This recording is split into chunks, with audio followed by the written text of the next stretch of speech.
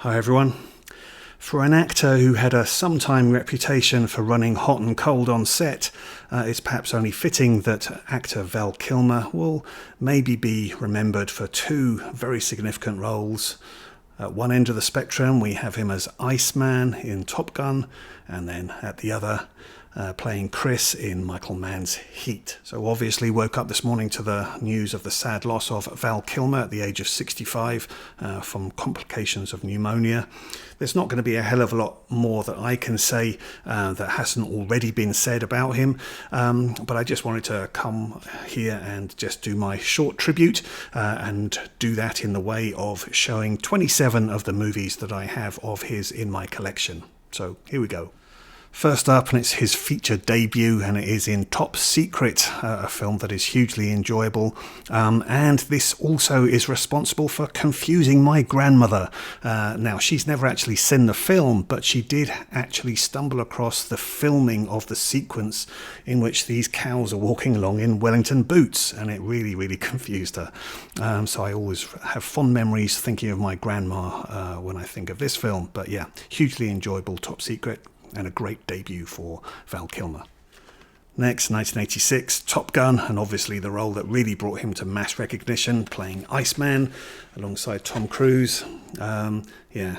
Enormous fun, huge box office entertainment. Saw this one at the cinema to an absolutely packed screening. I had to sit on the back row, only just snuck in, but yeah, great fun.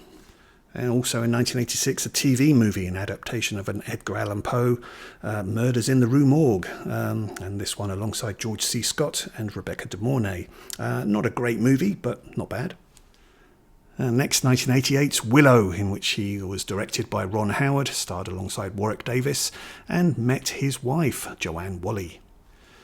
And then the two of them, Val Kilmer and Joanne Whalley Kilmer, got to work together in Kill Me Again, which was the feature film debut for director John Dahl, who has directed some of my favourite neo-noirs, including The Last Seduction. And then next, 1991, and Val Kilmer is portraying Jim Morrison in Oliver Stone's The Doors. Really terrific portrayal here. He really did capture Jim Morrison in terms of his looks and movement, and he also did the singing in this as well. So nowadays, obviously, we're marvelling at Timothée Chalamet doing his excellent performance as Bob Dylan, but this was the 90s equivalent of that kind of intensity of performance. A really good one from Val Kilmer here.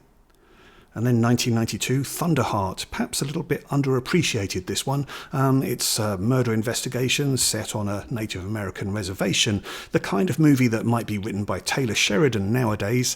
But yeah, this was quite low-key, under the radar, but a pretty solid thriller, and directed by Michael Apted, who has done all kinds of movies, including Bond movies. And at the moment, I'm actually watching all of his Up series, where he follows people every 7 years throughout their lives. Really just incredible project that was. But yeah, Thunderheart, interesting movie, this one.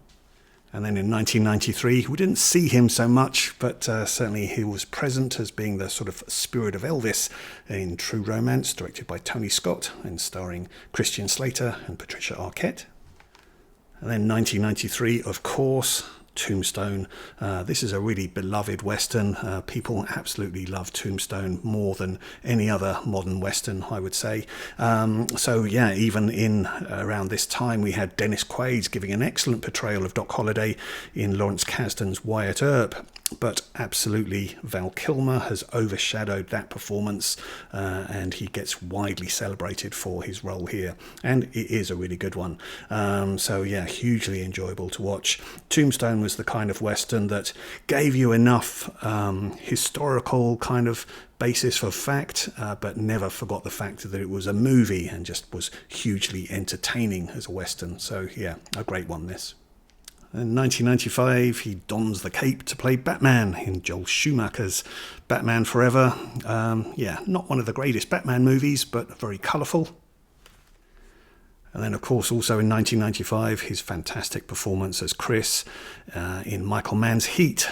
Having to act alongside Al Pacino and Robert De Niro, but he really holds his own and has some fantastic scenes in this. Great performance. Probably my favourite performance of his. And then 1996, oh dear, quite a lot of trouble on set for this one. But Val Kilmer alongside Marlon Brando and David Thewlis in H.G. Wells' The Island of Dr. Moreau, initially directed by Richard Stanley and then taken over by John Frankenheimer. And then 1996's The Ghost and the Darkness. Again, a bit more trouble on set on this one, but I really enjoy this one, set in Africa, a lion hunt. So yeah, based on actual events, but again, very much a movie, but yeah, an enjoyable one, entertaining.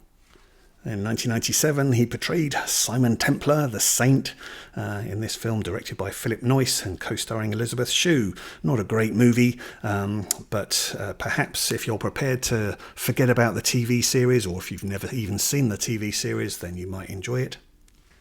In 1999, I did actually see this one at the cinema, but yeah, a bit of blindness here for Val Kilmer as he falls in love with Mira Sorvino at first sight. In 2000, we had Ed Harris portraying the artist Jackson Pollock, but Val Kilmer had a supporting role as another artist, Willem de Kooning. In 2000, I think we had a couple of Mars movies around this time. I think there was Brian De Palma's Mission to Mars, and then here we have Red Planet with Val Kilmer acting alongside Tom Sizemore and Carrie-Anne Moss. 2003, he reunites with Willow director Ron Howard for just a supporting role in The Missing, starring Tommy Lee Jones and Cate Blanchett. And then in 2004, for director-writer David Mamet, who wrote Glengarry Glen Ross, this political thriller Spartan, in which he co-stars alongside William H. Macy. And then in 2004, he reunites with Oliver Stone, the director of The Doors, for Alexander, which wasn't anyone's finest hour, I don't think, but this is the revisited director's cut. And then much more success in 2005, acting alongside Robert Downey Jr. In the feature film debut as a director for writer Shane Black. 2006, a supporting role in Deja Vu with Denzel Washington, directed by Tony Scott. And in 2009, a supporting role in Bad Lieutenant, Port of Call, New Orleans, for director Werner Herzog, starring Nicolas Cage. And then in 2010, and it pains me to say this, I really don't like this film, MacGruber. 2011, he got to work with Francis Ford Coppola in Twixt, which got recut and re-edited and reissued as Betwixt Now and Sunrise. 2017, a supporting role in the critically mauled The Snowman, which was directed by Thomas Alfredson and stars Michael Fassbender. But absolutely, he was able to go out on a high note with a really touching cameo performance, returning as Iceman in Top Gun Maverick. Okay, so 27 movies of his that I have in my collection. There's 3 significant ones, I would say, that I'm missing, which are Wonderland, The Salton Sea, and Felon. Those are all worth checking out. But yeah, let me know your thoughts. Tombstone, Top Gun, Heat, those absolutely are major ones for most people. But yeah, which are your favourites? Okay, sad loss about Val Kilmer, but yeah, the movies always live on. Okay, let me know your thoughts. Thanks very much for watching this one. All the best to you. Thanks. Bye.